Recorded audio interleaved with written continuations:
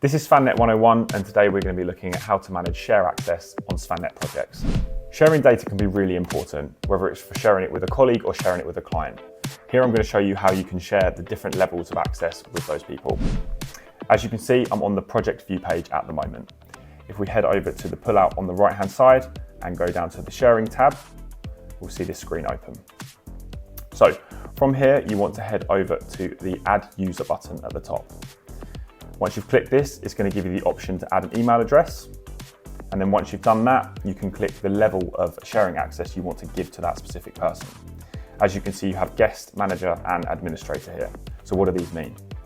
If we head over to the Manage Share Access button here, this is going to give you a breakdown of exactly what those different options will give you.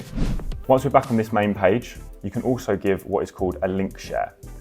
What you'll do is click this button, and this will allow you to give your client a live link that they can click, and that will take them straight to the project at any time they want.